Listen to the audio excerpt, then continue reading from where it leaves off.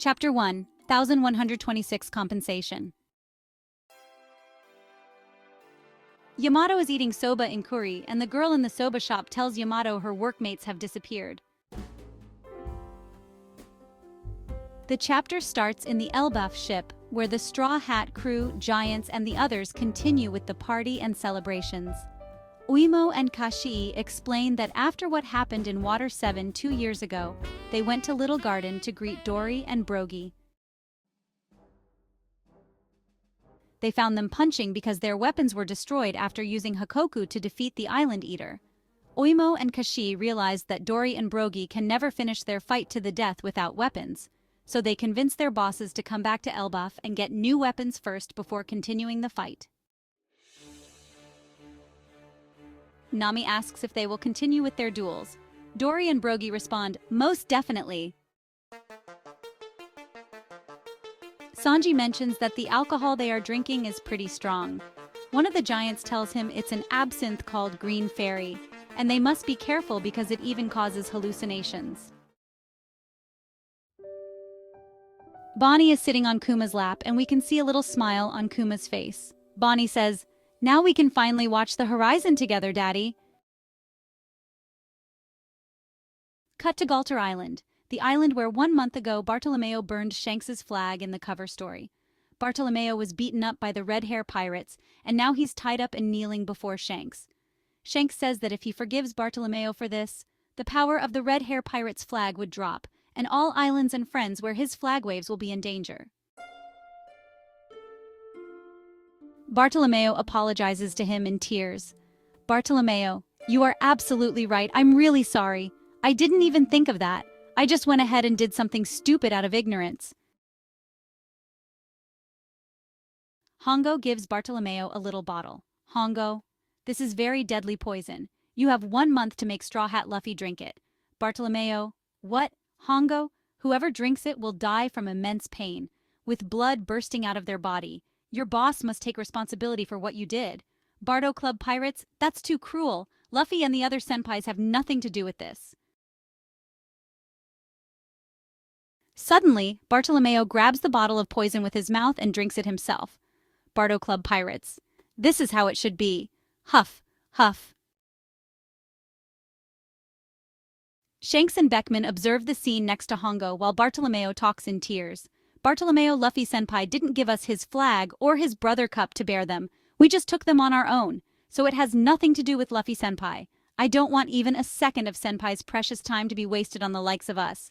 This is just another incident of a scoundrel who foolishly challenges a Yonkou and paid the price for it. Hardly newsworthy." Bartolomeo also says that he wanted to see Luffy senpai becoming the Pirate King, but now he won't see it because he's an idiot. Luckily for Bartolomeo, what was inside the bottle was not poison, and Shanks lets them go.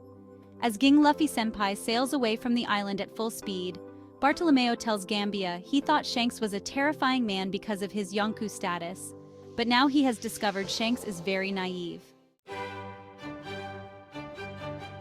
At the same time, we can see Shanks is smiling on the Red Force. Beckman approaches to talk to his captain. Beckman, "What are you grinning about, boss?" Shanks, "It just brings me joy to think Luffy has someone that cares so much for him." Then Yasop appears behind Shanks and Beckman and aims his rifle at the going Luffy senpai. Yasop, "All right, boss, move out of the way. Business is business." Yasop shoots and destroys Bartolomeo's ship in a huge explosion. We can see Luffy's figurehead destroyed. Near the coast of Gartel Island, the ship of the Bartolomeo pirates is sunk. Their fate is unknown. Cut to Hachinosu. Blackbeard has returned and is now in a meeting with his nakamas. Pirates in Hachinosu are on fire and ready to go for the One Piece with Teach. Pizarro is controlling the giant's skull, which has some bandages due to Garp and Kobe's attacks. Sanjuan Wolf is helping with island reconstruction. He's replacing buildings to their original location, but at the same time, he's destroying more buildings because of his size. LOL. Blackbeard is very angry at Pizarro for letting Kobe and Moria escape. Kobe was very important to negotiate with the world government and Marines, but at the same time, he's very happy because Kuzan managed to capture Garp. Teach, zehahaha, well, isn't that amazing? Pizarro, Nia, see Teach, the value went up. Kuzan said with a hint of pride, to be precise, I intended to kill him, but he survived. Teach responded with enthusiasm. A job well done, Kuzan. I can't think of anyone else who could have got him. Kuzan, a bit weary, added, well, it took most of me to just get near. In a dark, grim cell, Garp is seen covered in bandages and tied up with numerous chains. Pudding, looking distressed, is also present in the meeting, forced to sit by Blackbeard's side.